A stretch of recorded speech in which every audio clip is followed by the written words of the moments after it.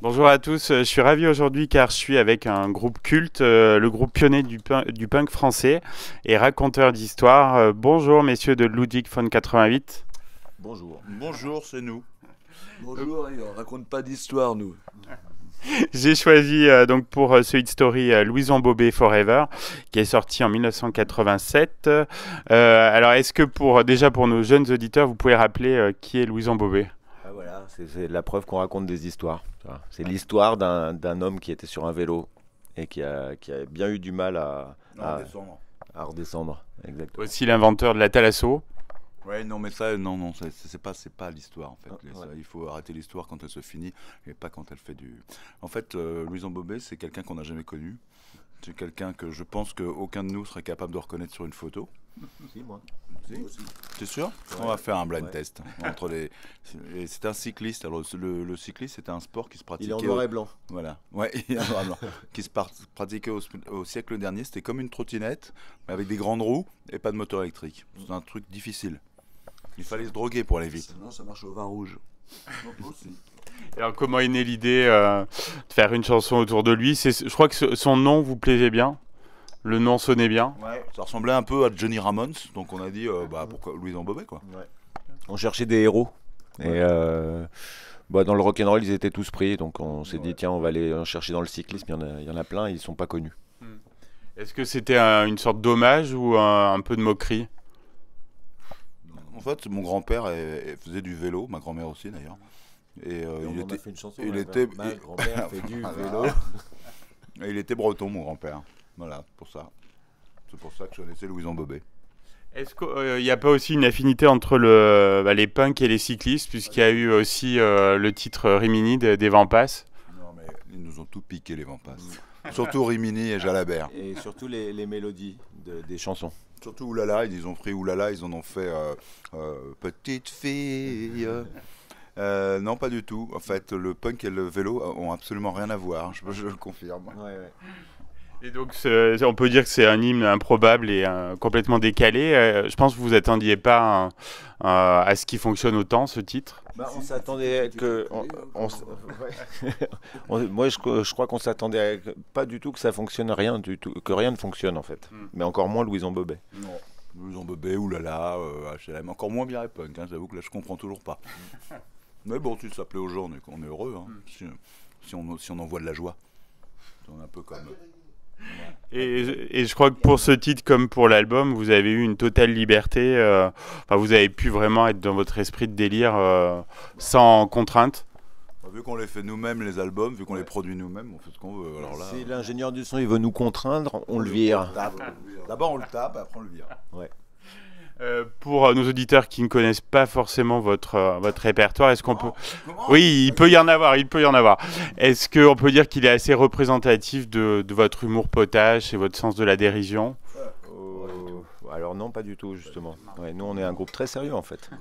On développe plein de différents sujets dans nos chansons, comme la paix dans le monde, la guerre dans le monde, l'écologie dans le monde, le vélo dans le monde. Tout ça, c'est des sujets sérieux. D'ailleurs, aujourd'hui, qui ne parle pas du vélo, tu vois, hein? On est des post-situationnistes mondialistes. Ouais. Et on fait pas du tout de l'humour potache, mais sinon plutôt de l'humour approximatif. Et vous vous défoulez bien sur ce titre parce que vous scandez à plein poumon, très vite, très fort, avec un accent bien tonique sur les i. Non. On convertit une force et une énergie. Voilà, on la canalise. On la canalise, on la fait participer aux gens, on essaie de leur faire aimer la pédale. Ça peut. Dans le premier sens. Est-ce qu'on peut dire que c'est un titre incontournable sur scène? Vous le faites à chaque fois ou pas?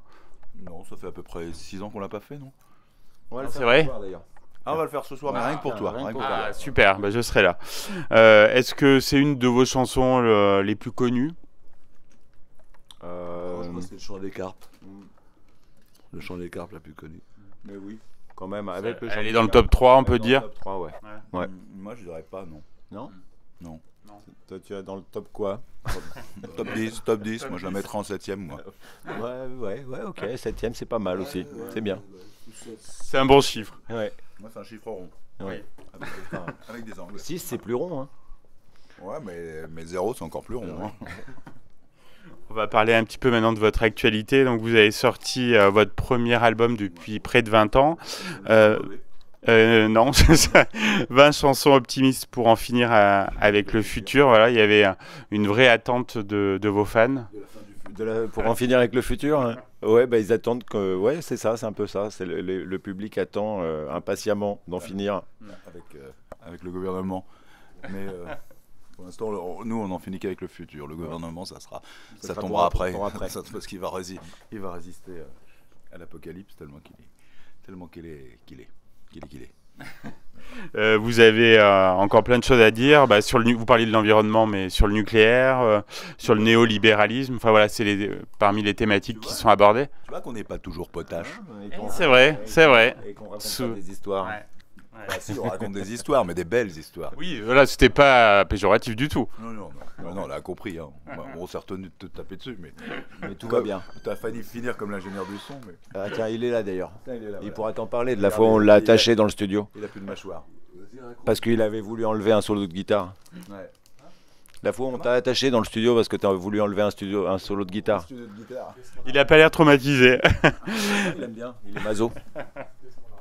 Vous tentez même de réconcilier le punk et le disco aussi sur un des morceaux. Ça, c'est un grand moment. Je sais pas s'il y a eu vraiment une réconciliation. Une opposition punk disco. C'était plutôt rock disco. Mais je pense qu'à la même époque, il y avait comme deux énergies créatrices positives qui étaient le punk et le disco. Ouais. D'ailleurs, il s'habillait un peu pareil. Hein. Voilà, c'est vrai. On a multiplié les deux et ça fait 0 x 0, c'est égal la tête à Toto. À disco. Exactement. Vous êtes content de l'accueil qui est réservé à l'album? Il passe très bien dans les boîtes de nuit, le Macumbal passe en boucle, on est très content. On va essayer d'attaquer le Starlight bientôt. Faudra voir sur la région aussi. Bah, je sais pas, il faudrait que tu nous donnes des noms de boîtes, ouais. Bon, on ira ensemble. Est-ce que les chansons que vous chantiez il y a 20 ans, elles sont toujours d'actualité, non, au niveau des textes Ouais. Bon, si on sort un peu de Louison Bobet. Bah oui, In the Ghettos, il n'y a pas d'Alain Prost, il n'y est toujours pas. Ils sont toujours pas dans le ghetto, ni Bernard Lavilliers, ils sont toujours pas dans le ghetto. Malheureusement. Non mais c'est vrai, hein. C'est bizarre. Hein. C'est pour ça qu'on s'est reformé d'ailleurs. Parce qu'on s'est dit, bah, tant qu'à faire, on n'a pas besoin de refaire des nouvelles chansons. Ouais. Justement, on y vient. Alors, vous avez retrouvé l'Agnac, c'est pour ça que vous êtes revenu. On n'a jamais perdu. Ah.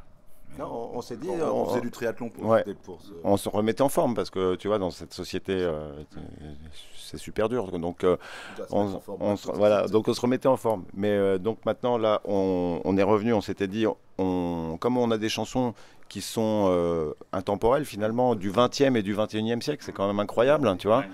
Et ben, on est revenu, on n'a pas besoin de faire de nouvelles chansons. Et ben non, on revient et on refait des nouvelles chansons, tu vois. Donc on surprend, tu vois, on se laisse pas mettre dans une case.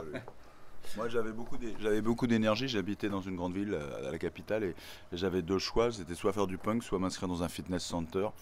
Et donc, j'ai essayé les deux, puis j'ai dit que le punk c'était mieux, on pouvait boire en même temps. Ouais. Bon choix. Vous donnez très peu de concerts. Là, il y en a quelques-uns. Faut pas rater le coche. Ouais. Exactement. Ouais. Là, après, on s'arrête encore pour 17 ans. On a trouvé le truc. Hein. On revient 2-3 ans, on s'arrête 17 ans. Ça fait coefficient 5 au niveau du public. Ça fait un bon rythme. Alors, est-ce que vous avez toujours vos déguisements loufoques et c'est toujours des prestations scéniques mémorables? Pas de déguisement loufoque. Non, on s'habille en CRS maintenant. Alors, c'est quoi la suite pour Ludwig von 88? Qu'est-ce que vous avez prévu là dans les prochaines semaines? Noël. Ouais. Jour de l'an. Et après, les vacances de février, il y aura le Mardi Gras avec la mi-carême. Ouais, on partira en vacances. Parfait. On fait des concerts jusqu'au 15-16 décembre et puis après on arrête pendant un an. Normalement, après la mi-carême, on part en vacances avec la mi-carême. Eh bien, en tout cas, c'était un bon moment. J'étais content de vous rencontrer. Et puis, on va réécouter tout de suite ce tube. Donc, Louison Bobet, Forever. Voilà. À bientôt. Quand on l'écoute à l'envers, ça ouvre certaines portes vers d'autres espaces. Des chakras sataniques. Eh bien, c'est parti.